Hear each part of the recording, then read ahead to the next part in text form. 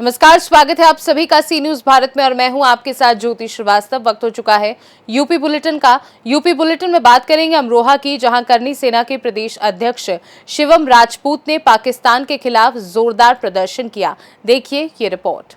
अमरोहा के बिजनौर मार्ग पर करनी सेना के प्रदेश अध्यक्ष शिवम राजपूत ने रविवार को पाकिस्तान के खिलाफ प्रदर्शन करते हुए सड़क पर पाक झंडा बिछाकर उस पर खड़े होकर पाकिस्तान मुर्दाबाद के नारे लगाए और चेतावनी दी कि अगर पाकिस्तान अपनी हरकतों से बाज नहीं आया तो उसका नाम नक्शे से मिट जाएगा। प्रदर्शन में करनी सेना कार्यकर्ताओं ने आक्रोश जताया, जबकि स्थानीय लोगों की प्रतिक्रिया इस पर मिली जुली रही। आपका? मेरा नाम भगवाधारी शिवम राजपूत है। अच्छा, क्षत्रिय करनी सेना से प्रदेश अध्यक्ष हूँ। अच्छा, जगह जगह पे आप ये पाकिस्तान मुर्दाबाद के बैनर लगाना है सड़कों पे और पाकिस्तान के मुर्दाबाद के नारे लगाना है, क्या है पूरा मामला?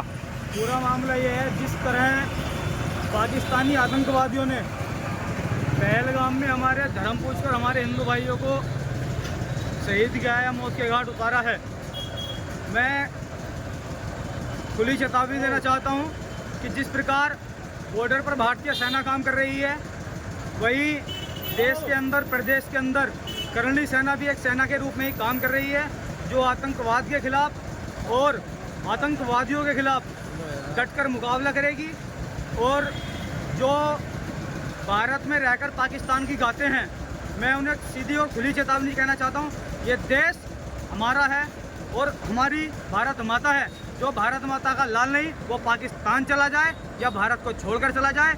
अगर कोई भारत में रहकर पाकिस्तान की गाएगा तो हमारे प्रदेश के माननीय मुख्यमंत्री श्री योगी आदित्यनाथ जी और हमारे देश के प्रधानमंत्री और भारतीय सेना उसके खिलाफ जबरदस्त कानूनी कार्रवाई और क्षत्रिय करनी सेना मिलकर उनका पूरा इलाज करेगी। या तो आतंकवादी भाग जाएं या पाकिस्तान चले जाएं। अगर भारत में रहना है तो भारत माता की जय कहना होगा। अमरोहा से सी न्यूज संवाददाता गौरव श्रीमाली की रिपोर्ट। आगे बात करेंगे औरैया की, जहां बीमारी से शुद्ध होकर युवक ने आत्महत्या कर ली। मामला क्या है, देखिए। औरैया में चीतापुर अजीतमल मार्ग स्थित बजरंगबली मंदिर के पास नीम के पेड़ में रविवार दोपहर को एक युवक का शव फंदे पर लटका मिला। वो सुबह घर से गांव जाने की बात कहकर निकला था। परिजन के अनुसार उसने बीमारी से परेशान होकर ये कदम उठाया। सूचना पर पहुंची पुलिस ने शव को उतार कर जांच पड़ताल शुरू कर दी है। दादा, क्या नाम है आपका? मैं कहाँ के निवासी हो? सीतापुर। ये युवक ने फांसी लगाई है, क्या है मामला? ये बहुत दिनों से बीमार चल रहा था और फिर से मतलब कोई जो भी परेशानी आई हो, सुबह निकल आया 8-9 बजे का और फिर इधर जो है करीब 12 बजे हम लोगों को पता पड़ा कि मतलब जो है कि उसने फांसी लगा ली। लोग आग देखने आए यहाँ मतलब का ना, तो फिर पहचान हुई कि मतलब का ना ये फलाने सिंह का लड़का है। फिर लोग इकट्ठे भाई जो है कि फिर पुलिस को सूचना दी। क्या नाम है मृतक का निवास? मृतक का नाम मतलब सत्येंद्र सिंह। पिताजी का नाम? पिताजी का नाम है क्या नाम, धीर सिंह। उम्र कितनी है? उम्र 30 साल के करीब है। अच्छा, ये किस खेत में आगे? ये एवरेन सिंह का पेड़ है, मतलब खेत है, मतलब है कि यहाँ एवरेन सिंह के नीम की खेत? हाँ, नीम पे उसी पे मतलब लगा ली फांसी उसने का। जी, चीतापुर गांव के बाहर ही है। हाँ, चीतापुर गांव के बाहर है मतलब। औरैया से सीनी संवाददाता राजेश मिश्रा की रिपोर्ट। गाजीपुर में पुलिस और दो शातिर बदमाशों के बीच मुठभेड़ हो गई। देखिए ये रिपोर्ट। गाजीपुर के नंदगंज थाना क्षेत्र में सोमवार सुबह स्वाट टीम और नंदगंज पुलिस की संयुक्त कार्रवाई में दो शातिर बदमाश अमन यादव पुलिस पर फायरिंग करते हुए घायल अवस्था में पकड़े गए। पूछताछ में उन्होंने जेल के डर से भागने की बात कबूली। मौके पर 5 खतरनाक हथियार बरामद हुए और दोनों के खिलाफ हत्या, अवैध असलाह और संगठित गैंग से जुड़े कई मुकदमे दर्ज हैं। नंदगंज थाना क्षेत्र में मुठभेड़ की सूचना है, क्या है सर पूरा मामला? दिनांक 4 तारीख को एक घटना हुई थी यहाँ नंदनी हॉस्पिटल जो नंदगंज में बना हुआ है। वहाँ पर एक बदमाश द्वारा वहाँ पर जो है आकर कई फायर किए थे उनके हॉस्पिटल के परिसर के अंदर। सीसीटीवी फुटेज में उसका क्लोजअप आया था, उसके आधार पर मुकदमा पंजीकृत किया गया। विवेचना के दौरान उसमें 2 अपराधी जो दोनों के नाम अमन है, एक बेलसड़ी करंडा का रहने वाला है और एक जो है सकरा कोतवाली का रहने वाला है। ये दोनों उसके अभियुक्त थे और जिनके द्वारा इस फायरिंग को अंजाम दिया गया था। एक बाहर खड़ा हुआ था, एक के द्वारा अंदर फायरिंग करके जो है सनसनीखेज वारदात की गई थी और बाद में इससे संबंधित जो ये फायरिंग की गई थी, इसी के आधार पर वो पैसे की वसूली करना चाहते थे। इसके संबंध में पूरी विवेचना की गई और इन अपराधियों को पकड़ा गया। अपराधियों से पकड़ करके उनके द्वारा प्रयुक्त असलहे की बरामदगी के लिए जब बरपुर थाना के पास जब लेके आया गया तो उन्होंने जो है अपने हथियारों दिया। इसी दौरान उन्होंने पुलिस पे उन्हीं हथियारों से फायर किया गया, जिसके उत्तर में पुलिस द्वारा जब फायरिंग की गई जो अपने बचाने के लिए, उसी में उनके पैरों में गोली लगी है और जिन्हें अस्पताल भेजा गया है और मुकदमा पंजीकृत कराया गया है। गाजीपुर से सी न्यूज संवाददाता हसन की रिपोर्ट।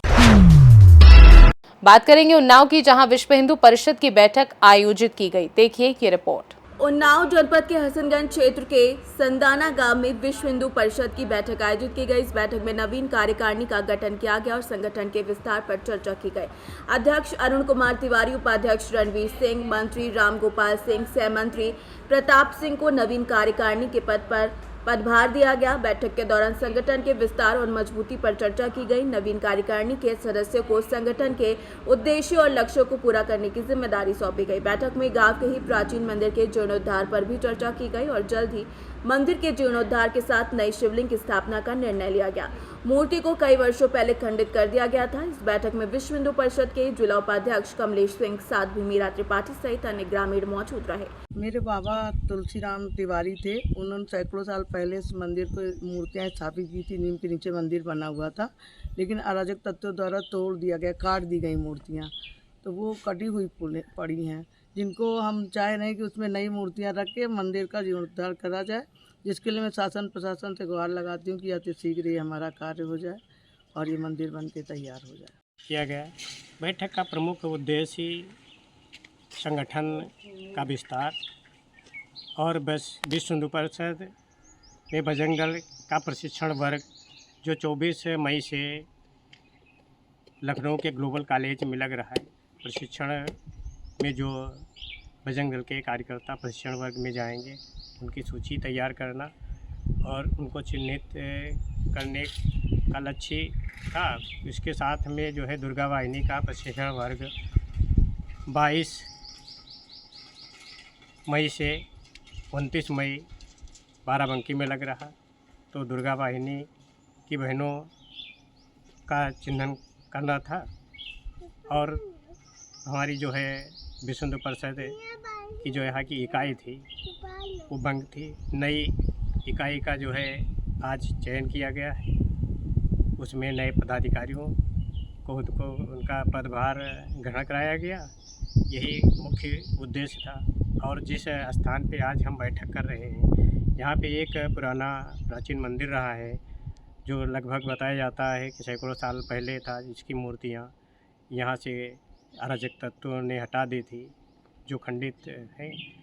और इसमें हम ये चाहते हैं कि हमारे कार्यकर्ता उसका सहयोग करेंगे और पूरे गांव के लोग मिलकर जो है इस मंदिर का जीर्णोद्धार कराने का प्रयास करें। उन्नाव से सीनियर संवाददाता पंकज राजपूत की रिपोर्ट।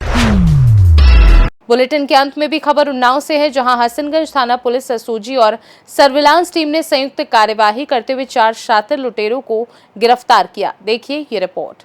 उन्नाव के हसनगंज थाना क्षेत्र के एसओजी, सर्विलांस और पुलिस टीम की संयुक्त कार्रवाई में 4 शातिर लुटेरे पकड़े गए, जिसमें से लखनऊ के इब्राहिम उर्फ बाबा, उन्नाव के आरिफ को मुठभेड़ के दौरान गोली लगी, जबकि इम्तियाज और विकास यादव को मौके से गिरफ्तार किया गया। ये चारों 9 मई को बरौली जहानपुर में हुई लूट में शामिल थे और इनके पास से 2 तमंचे, कारतूस और लूट का सामान बरामद हुआ। पुलिस ने आगे की कार्यवाही जारी रखी है। आज दिनांक 11 मई को शाम 9:30 बजे हसनगंज पुलिस द्वारा सलीमपुर तिराहे पर संदिग्ध व्यक्तियों और वाहनों की चेकिंग की जा रही थी। उसी समय 2 अपाचे पर, एक काले रंग की और सफेद रंग की अपाचे से 4 युवक आते हुए दिखाई दिए। इनको रोकने का प्रयास किया गया तो इन लोगों द्वारा पुलिस पार्टी पर फायरिंग की गई। जवाबी कार्रवाई में 2 अभियुक्त घायल हुए, 2 को मौके से गिरफ्तार किया गया। घायल अभियुक्त में इब्राहिम पारा जनपद लखनऊ का रहने वाला है, दूसरा आरिफ औरास का रहने वाला है, और जो गिरफ्तार किए गए हैं मौके से उसमें एक इम्तियाज और विकास है। पूछताछ से यह पता चला कि हसनगंज में जो 9 मई को लूट हुई थी, उस लूट में लोग शामिल थे, जिसके संबंध में हसनगंज में मुकदमा अपराध संख्या 125/25 पंजीकृत है। इसके अलावा इनके पास से 2 अवैध तमंचा 315 बोर, 2 जिंदा कारतूस और लूटी हुई सामग्री बरामद की गई है। इनको घायलों को सीएससी हसनगंज में एडमिट करवाया गया है। आगे की शेष अग्रिम विधिक कार्रवाई की जा रही है। उन्नाव से सी न्यूज़ संवाददाता सुशील की रिपोर्ट। फिलहाल के लिए यूपी बुलेटिन में बस इतना ही। देश और दुनिया की बाकी खबरों को जानने के लिए आप देखते रहिए सी न्यूज़ भारत।